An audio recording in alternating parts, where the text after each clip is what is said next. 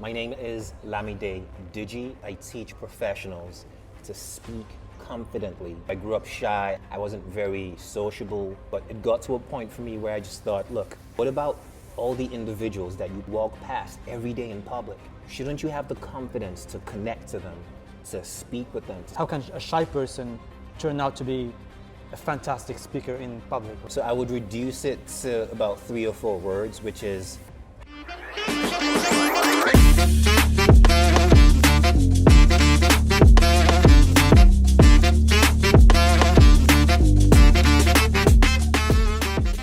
Hey guys, welcome to the show again. Welcome to WakeTheFUp. Today I'm with a special guest thank you for that. met in Barcelona. We're both on our path of entrepreneurship, of creating our own business, of being creative every day. And so, Lamide, welcome to the show. Thank you a pleasure for to having have you me. here. Thank you. Yeah. So let's get it started right away with the Let's do it. Yeah, straight to the point, straight to understanding or knowing who is Lamide first. What's your background? What brings you to Barcelona? And then we move to the more fun stuff, right? not that your life isn't fun, but it's just Hey, with my a nice life scenario. honestly has been fun, and with all those questions you ask me, like there's so much I could give. Yeah, in sure, terms of go. Just answers, feel but free to we'll go. keep it short. We'll keep Yeah, it short. for We'll get sure. there. So my name is Lamide Diji, and what I do currently is I teach professionals to speak confidently for their careers. And I have a very interesting way of doing that, which Yeah. is I actually take people out in public and I push them to groups of strangers to introduce themselves, have that's fun. conversations, give speeches. I know, it's crazy. I know somebody who may be interested in this Send them my way. behind the camera. Send them my way. We'll get it done. We'll go out and we'll do it. And for me, it was basically how I developed the skill as well. So I grew up shy. I was always at the back of the class. I wasn't very sociable. I'm still an introvert to this day. But I always had that belief that you can transform yourself. You can push yourself to be more. So I started throwing myself in the deep end. I started going into uncomfortable situations. First, giving speeches on stage, performing music on stage. But it got to a point for me where I just thought, look, it's all well and good to feel confident on stage in front of 200 people, 500 people, 1,000 people. But what about all the individuals that you walk past every day in public, at the park, on the bus, at the train station? Shouldn't you have the confidence to connect to them, to speak with them, to start a conversation? So I wrote a list of things that I felt a confident person should be able to do in public.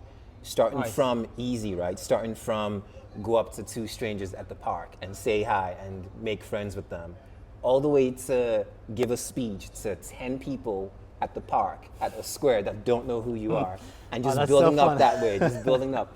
And the toughest is basically go to a restaurant, right? Like in Bourne or somewhere where there are lots of people. Go to an outdoor restaurant and just stand in front of the restaurant and shout something, say something to get their attention, almost as if you're about to give everybody a speech. At the start of every, for example, new venture, was fear taking over at some point or many points? Honestly, for me, mostly no, especially when I was young. Now I'm a bit older, so I start to realize, oh man, these things you're doing, they can actually wreck you physically, wreck your life. They can result in financial ruin potentially. But the first few decades, no, I was pretty much fearless. I actually look back and I think, man, I did that. That's crazy. How did I not feel afraid when I did that? These days I'm a bit more cautious, yeah. Yeah, that's funny because it's part of I studied a lot the human being, the human evolution towards the ages pretty much. Yeah. And it's always a common trait to say that we are more risk-taking when we are young because we think we still have a lot of years to go, you Yeah. know?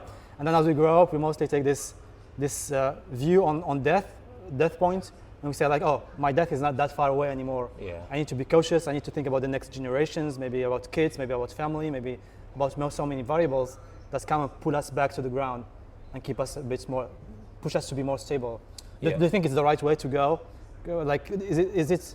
I don't know. Do you feel comfortable moving to a less risk taking settings or is it more fun to stay in this like just risk kind of game, risky games of entrepreneurship and taking risk, right? Okay, so let's split that in two directions. Yeah, sure. Is it more fun to be cautious? It's absolutely not more fun to be cautious, okay? It is not Why? more fun. Tell us why. Because if you're cautious, then some opportunities are going to close to you, okay? I'll give you a quick example. When I was in Monaco, many years back, right? Yeah. I met these strangers at the beach. I say the beach, but it's really more like the port where they... Yeah, Monaco is very... Exactly, yeah, you don't really have very the close sands. to But I met these strangers, we became friends, Yeah. and we had only known each other for about 30 minutes, 45 minutes, and then they said to me, hey, we're driving through Europe, and our next destination is Italy. Would you like to join us? We have a car, so we're driving through. You can join us if you want. And I said yes, and that's how I ended up visiting Venice for the first time in my life. Now, if I was cautious, that's an adventure that would never have happened, okay? So Yeah. is it more fun? Yes, it's more fun to take risks, obviously. But then when it comes to business and ventures, and you want a definite result, now you need to think about the downsides, now you need to think about what can go wrong. So then it's less fun, but maybe it makes sure that you get the result that you want. Yeah, in business terms, that's what we call, because I'm teaching business classes, and that's what we call exploration and exploitation, right? Yeah. The exploration is more the most creative part, where you just have to try things, whether they work or not. And the exploitation, you move to a more structured, orderly kind of settings, where you have objectives, deadlines, milestones. Yeah. It gets a bit boring at some point, but it is the way you It's need to the- balance both. Otherwise, you can't live in total chaos, and you can't live in total order because it's Yeah. boring, right? Yeah, it's the story of every startup, right? They start and they're breaking all the rules. There are only 10 people, and then they succeed. Then they put in the HR department and rules Yeah, and and it starts to be regulations, and big and- everyone gets very serious. Yeah. I like the idea, Lamide, about opening up to the world, because this is something not only in entrepreneurship but in pretty much running what I call spiritual life, which is instead of closing yourself because of fears, because of fight or flight instinct, you open up to the world around you, to the universe, telling you, giving you some giving tips, or whether it's opportunities that otherwise you couldn't see. I don't know if you can elaborate a bit on that. What did it happen to you that at some point you were closed and you didn't see things passing by and you're like, oh, I regret this?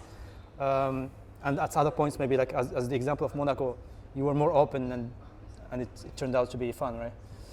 And mostly not only fun, but also with a lot of lessons, I suppose, in your trip.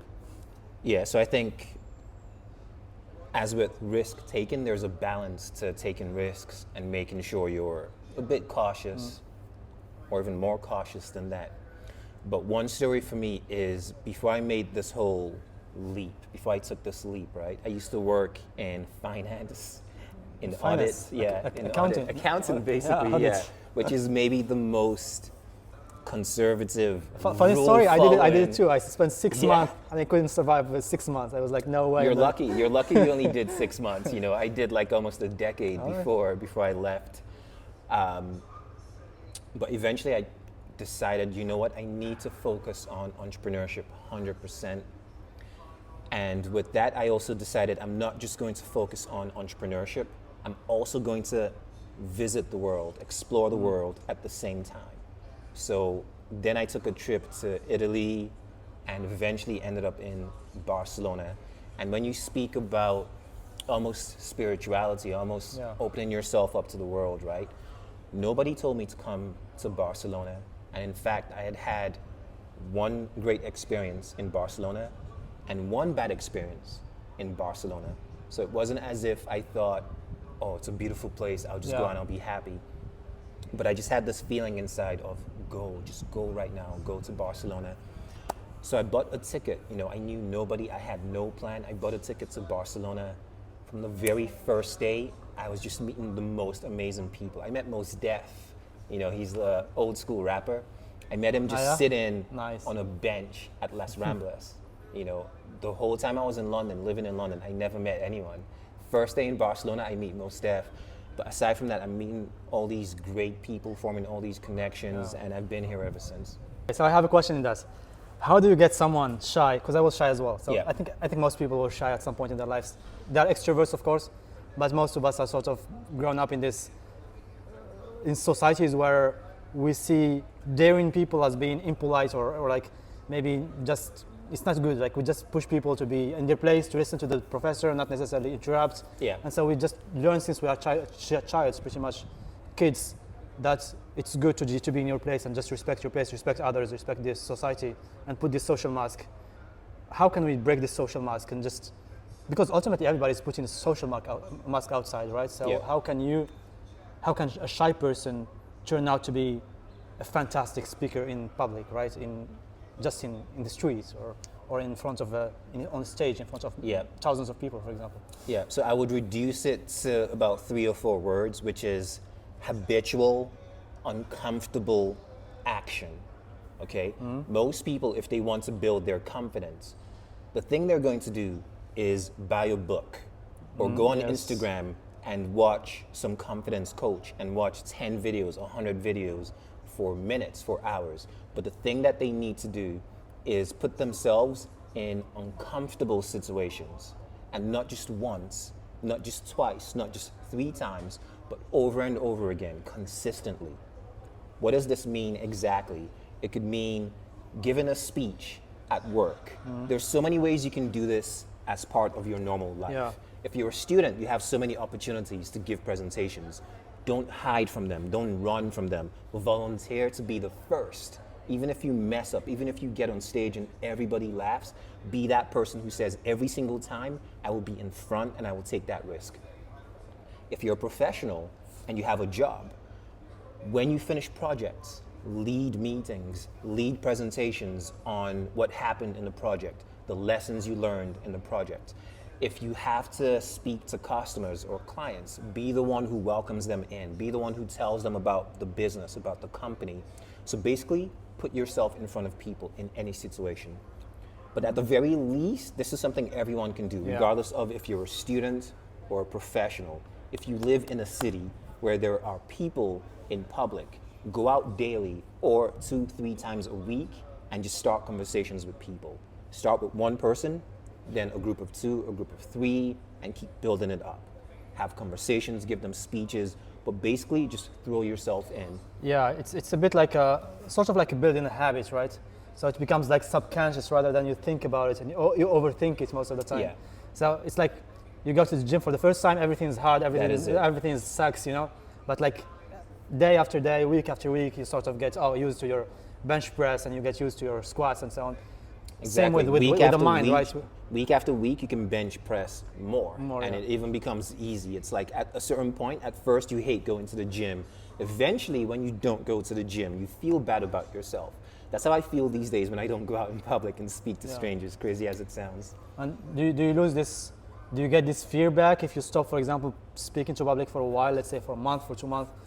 Does it need to be, I don't know, kept alive, this skill, right? It needs to be consistent. I wouldn't say it ever goes back down to 0, right? For example, even with me, I might not have worked out for a while.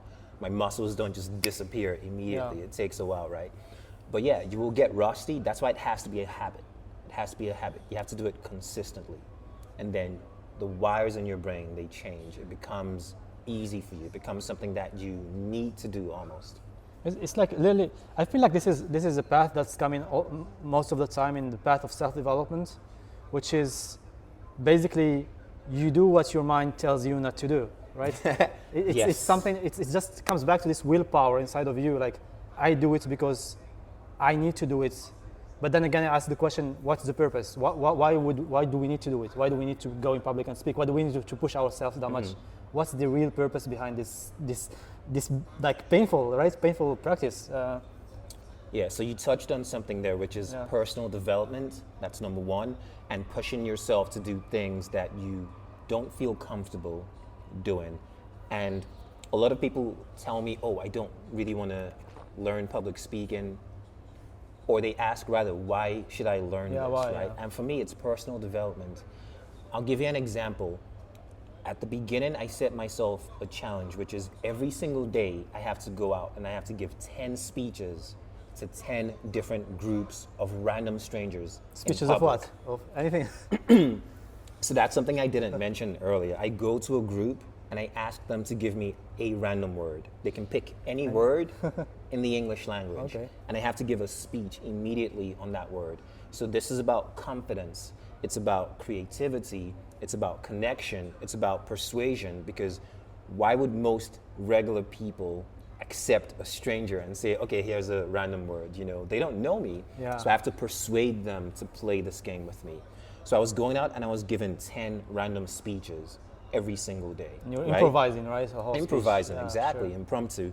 And it got to a point where when I would want to give up at 6 or 7 or 8, I had the muscle in my brain of don't give up, don't stop till you hit your target of 10.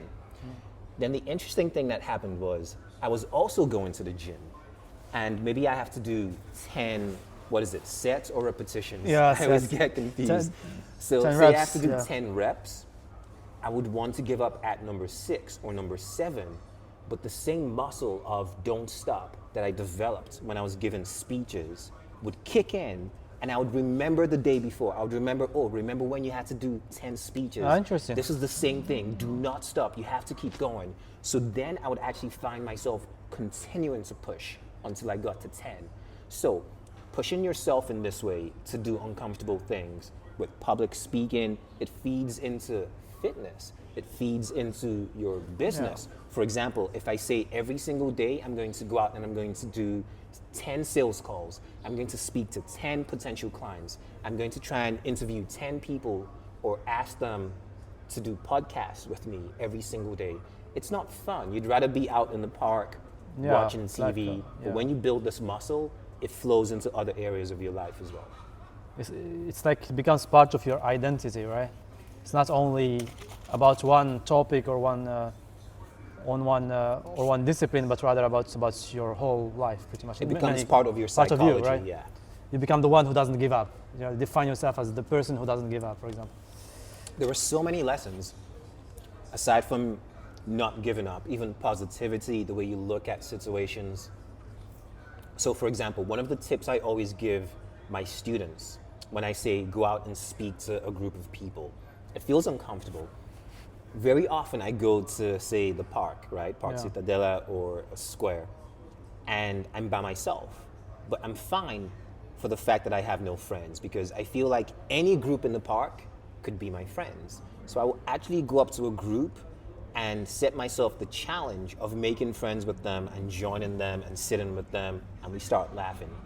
And if you watch my Instagram videos, you will see some of this. You would not believe that I did not know these people 10 minutes before. But where positivity comes in is, these flies are non-stop. Where positivity comes in is this, right? Before I speak to that group of people, or before my students speak to that group, they're thinking, they're going to be mean, they're not going to want to speak to me, they're not going to be nice. But I imagine the opposite. Before I speak to them, I imagine that I go up to them and they're laughing, they're having fun, they're enjoying the conversation with me. I imagine that, and suddenly I feel so much more confident to go speak to them. So that's seeing the future as positive before it happens. That's going to flow into business as well. That's going to flow into other things. The visualizing the positive out of the situation. But I like this part, because I know some people. I know some people who like, or most people, to be honest, even myself included. Mostly when we're gonna go talk to strangers, we are not. Mostly in Europe and the US, right? And we are not. We did not grow. We did not get the education to just talk to strangers. For us to respect the frontiers. Yeah. And just maybe you can speak to them when you are drunk in a bar, for example, right? Which is when you're a shame, in a club, right? when you're in a we don't even remember, for example. But my question is, how can somebody? What are the tips, in your opinion? Not only like quick tips, quick fixes, but rather the psychology behind it, of rather than letting your mind tell you that it's not possible or it's going to be difficult, or some people will laugh at you or will think that you are crazy or something, right? All these small talks in your mind before you go just you speak to a stranger, for example, a guy to a girl or even a guy to a guy. How can we just reduce this noise and turn it into, as you say, a positive thing? It could be visualization, as you said, but maybe other tips that you have. Okay, so there's so many tips here. There's so much I give us top uncover. three. I'll give you a few. So the first is what you already mentioned, visualization. Because the truth is we're always lying to ourselves. We're always lying to ourselves. If you see a girl and you're about to speak to her and you're thinking, oh, she's going to be mean to me, or she's not going to be happy I came to speak to her, well, you don't know the future. You're assuming. So you're lying to yourself already. You might as well lie to yourself in the positive direction, in the opposite direction, which is when I go to speak to this girl, she's going to be so happy I came over. She's going to think, thank you for speaking to me. You made my day. Which one of these things is true? You don't know until it's after probability the fact. 50-50, right? Exactly. It's like a piece of coin, right? Exactly. But also thinking in any direction increases that probability. So if I think she's going to be happy when I go to speak to her, then I'm going to go more confidently, True. more cheekily, and then she might laugh. Okay, so it still doesn't control the future, but it pushes it in that direction. The second thing is this, right? For me, I try to approach these things as an experiment. So I'm like, what would actually happen if I did it this way or did it that way? I don't even care about the outcome. I don't really care if she laughs or if she's mean. I'm actually just curious, like an experiment. Like if you mix these two chemicals, what would happen? So if I go over to this girl and I say, hey, do you know what the nearest Starbucks is? It's a stupid question, but what would she actually say? Would she say, oh, it's over there? Or would she say, no, you don't want to know where Starbucks is. You want to speak to me. Like, what's going to happen? So I'm curious about the future. That's one way of solving that. So not getting attached to the outcome. You know, just, exactly. Just enjoying the process itself, right? And getting some lessons out of it, right? Exactly. For me, with the big speeches, you know, going up in front of a restaurant or a bar and shouting something crazy to everyone. For example, one of the things I would shout is, excuse me, everyone, do you know what the secret of life is? You know, that's a crazy thing to shout to people. Of course. But the way I can push myself to do that is, what would actually happen if someone did that? You know, would they give me answers? Would they ignore me? Would they call the police? You know, so I'm actually curious about that. But the final thing is this. I'm a person who keeps a lot of positive material, a lot of positive inputs around me. So what you listen to, what you watch, the books around you, the videos, the posters, I keep all these things that have positive quotes, positive messages around me. If you listen to those things enough, if you watch those things enough, they will help drown out the negative voice that we all naturally have. Okay, sort of reprogram your mind to be more into positive environment rather than exactly focusing on negativity. Because wherever our focus goes, it's going to influence who we are ultimately, right? Yeah, I like that. Okay, you go, you push yourself, you go talk to people, you put yourself in a positive mindset to go and speak and just push your limits, right? Yeah. In your case, for example, what's the purpose behind all that? Like, ultimately, why do you do it for yourself and also for others, like going and helping others to open up? Yeah. What's like, okay, fine, there's also building a business, it's all part of the entrepreneurship, it's fun, it's also risky, it's uncertain in a way. Yeah.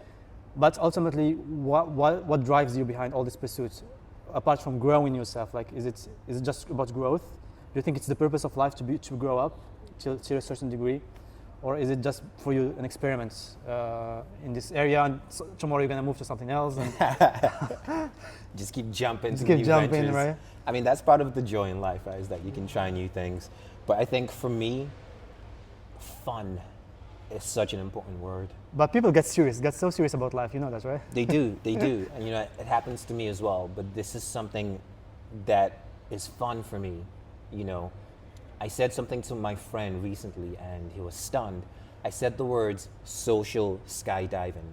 Social skydiving. Exactly. When I go up to a group of strangers and I don't feel 100% confident, I feel scared. What are they going to say? Will they accept me? But when I do it, it's fun. Just like skydiving. You jump out of that plane, right? If skydiving had zero danger, if there was no danger whatsoever, it wouldn't be interesting. It wouldn't be so fun. And expensive. It wouldn't be so interesting, exactly. So for me, there's that risk that they will not welcome me in, they will not accept me in a very warm way. Yeah. But that's what makes it fun. The fact that there's some skill, there's some chance in it. Interesting. So aside from personal development, aside from forming connections, which some of the crazy stories, some of the people I've met doing this, you would not believe. Aside from growing a business, for me, the fact that it's fun is what's almost the most important thing. I like that. There is Lamide, in entrepreneurship, every entrepreneur goes through these cycles of ups and downs, right? Can you tell us about some down period of yours? I think you have many like myself and like most entrepreneurs, right? Yeah. And what got you out of there? What the mindset, and also maybe the people, the resources, the tools that you use to get out and move to the next thing, right? Because I think most people will go through this, and like entrepreneurship is not easy, guys. So you just need to understand that you're just gonna go through this kind of phase where you're just down and you have to pull yourself up, right? So. Yeah, so, we mentioned earlier that when I was younger, I was more adventurous, didn't really care about my cautious side. So that's one of those things where entrepreneurship changes you. I always thought, you know what? I've read so many books, I've watched so many films. I actually love the stories, the theory, the process of entrepreneurship. I can do this, but it wrecks you. It hits you in the face. And I studied business. Yeah. I also worked as an accountant. In the UK?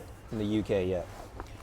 But I would say one of the most important things I've found since jumping into entrepreneurship 100%, which doesn't really get mentioned that much in books, in universities, is your emotions, emotional control. Because you can talk about price, marketing strategies, webinars, production, manufacturing. But when you're awake at 2 a.m., 3 a.m. in the night thinking, how am I going to make this work? And you choose not to give up, that is one of the most important things. So for me, those emotional ups and downs, that's been the trickiest part of entrepreneurship because it controls everything else. Yeah, clearly. I mean, when you say control of your emotions, it's not only being stoic to throw out the storm, but rather also adjusting your emotions depending on are you in the ups, or if there are two ups, you can't be like too like happy and like I succeeded and it's the end of the world. No, you need to be like more, I don't know, more realistic. Like, okay, this is just one milestone. I'm so proud about myself, and just pushing yourself, and then what's next, and let's continue, and this is the best life you can ever live, right? Yeah, I'll tell you something about Stoicism, right? So I actually have a completely different view on. You don't think it's good? It's a good thing. Me personally, I don't agree. But so first, what do we mean by Stoicism for people who don't understand what it means? Okay, so I might be wrong, but this is my understanding of Stoicism, right? It's very big now. You go on YouTube, everyone's saying Stoicism is the way of life. It's the way to either be successful or just to be at peace with yourself. And I think what they're pushing is basically suppressing your emotions, being calm in the face of everything. Yeah, it's rather like, imagine you have a baseline, right, of emotions. So down is negative, up is positive. So most people will go through life like with these ups, like very, very big swings, of ups and downs. And Stoicism is sort of bringing down this, so you have small up and small down, small up and small down. So you don't get super far away from the baseline. Yeah. That's sort of where you keep your zen kind of thing. I mean, I imagine these Stoicism gurus as, just sitting in a room just like that. Doing zen all the time. Something bad happens, your business just went bankrupt. Oh, it's okay. It's fine. It's fine. This Victoria's Secret model wants to have a date with you. It's okay, I don't mind. Here's the best ice cream ever in the world. Tastes okay, it's fine, I'm controlling my emotions. But the most beautiful things in life, the most amazing creations, they come from this energy, right? Yeah. They come from this drive, this joy, this curiosity, which you cannot get if you're constantly trying to be calm and controlling your emotions. It's very important for sure. That's a very important part of entrepreneurship. But embracing Stoicism as a way of life or success for me, that can protect you from negative events, from hardships, from sadness to a degree. But is that really the way we want to live our lives? We have emotions for a reason. There should be joy, there should be enthusiasm, a drive for life. Yes, be stoic in the face of hardship and adversity. But actually sometimes you just need to, and I'm not speaking from experience, or maybe I am, sometimes you just need to sit on a bench in the middle of Las Ramblas and just cry with your shades on and no one can see. Just let the emotions out, and then the next day you get back at it. I believe it's a balance. You need to find the right balance, right? So it's for you, it's also like dive in with the wave. It's like a wave of emotions, and sometimes you just need to dive with it and just like, you know, just let yourself go with it, and whether it's positive or negative, just experience it in the moment and move on, right? Sort of, because the worst thing is to be stuck in the bad or even in the good, very good emotion, right? So you shouldn't be stuck in it forever, right? Otherwise, it becomes like depression or a bad thing, right? Yeah, you never know. You never know. Sometimes something seems great. You know, you blow up and you get all these followers, but they're not followers who are going to be clients. Or you feel something bad has happened, you don't get the job, but actually a month later, 2 months later, you get a better job that pays like double, you know, but fewer responsibilities. These are true stories, by the way. So you never really know with these ups and downs sometimes. Okay, so Lamide, what we can do, as I proposed to Eddie in the previous, Eddie is a friend of Lamide as well. Guys, you can watch the other video with Eddie. So what I propose is we can do a pull-up challenge, or do you prefer push-up challenge? Up to you. I think pull-up. Yeah, I think I think pull-up is better. Pull-up challenge. Let's go for it. Okay. Let's do it. Let's do it. Okay. Go one. This 2, way, right? One, or it doesn't matter. I just do it like this way. Okay, fine. Up to you as you want. Okay, let's go. 1, 2, 3, go. Yeah. All right. Get a pump. Okay, guys. Thank you so much, Lamide, for being here today. Thanks for having me, It's a man. pleasure. It's been fun. We're probably gonna have some few videos again together, maybe in the wild, trying to show people how to be more open to the world, more sociable, right, and just how to speak in public. Just go out there, speak to strangers, one, to build it up. You have no idea where you will get to eventually. But ultimately, it's all about pushing yourself small steps by small steps, really, like changing the way your mind tells you to do things. Like, this is scary, don't do it. And you're like, no, I'm gonna go and I'm gonna do it. And you try to build yourself small, right, step by step. Exactly. In entrepreneurship, in life, in socialization, everything. Exactly. There you go, and just keep pushing yourself forward. Yeah, okay. Guys, we're exhausted after these pull-ups. Thank you so much. I'll see you in the next video. Bye. Ciao. Oh, baby, why you look sad?